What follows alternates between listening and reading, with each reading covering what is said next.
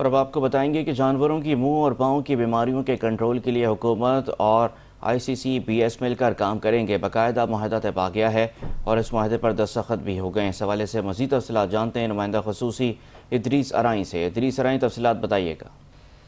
جی بالکل، بین الاقوامی مراکز برائے کیمیائی حیاتیاتی علوم جسے ICCBS بھی کہتے ہیں، جامعہ کراچی اور انسٹی ٹیوٹ آف اینیمل ہیلتھ کراچی کے درمیان ایک مفاہمتی معاہدے پر دستخط ہوئے ہیں، جن کا مقصد صرف یہی ہے کہ دونوں اداروں نے یعنی ون ہیلتھ تصور کے تحت یہ جو لائیو اسٹاک کی بیماری ہیں اس کے حوالے سے کام کرنا ہے، اور خاص طور پہ انفیکشن کی نگرانی اور کنٹرول کے لیے باہمی تعاون کو فروغ دینے کا ان کا مقصد ہے۔ اگر میں آپ کو یہاں پہ یہ بھی بتاؤں کہ ICCBS جامعہ کراچی کے سربراہ پروفیسر ڈاکٹر محمد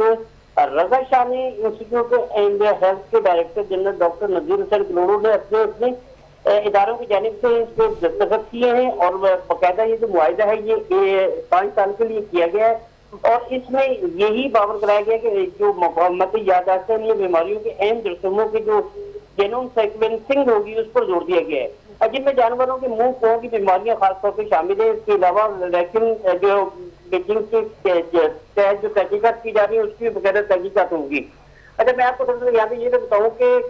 گزشتہ اتوار میں دیکھا جائے تو سندھ اور پنجاب کے مختلف علاقوں میں باقاعدہ جو جانور ہیں، جو پلنے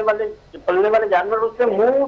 کی بیماری اور خاص طور پہ پاؤں کی بیماریوں سے بہت جانور ہلاک ہوئے۔ تو اسی چیز کو مد نظر رکھتے ہوئے باقاعدہ جامعہ کراچی اور یہ جو لائیو اسٹاک کے تحت جو یہ ہے باقاعدہ اس پر اس کے دستخط ہوئے اور اس پہ کام شروع ہو جائے گا۔ جی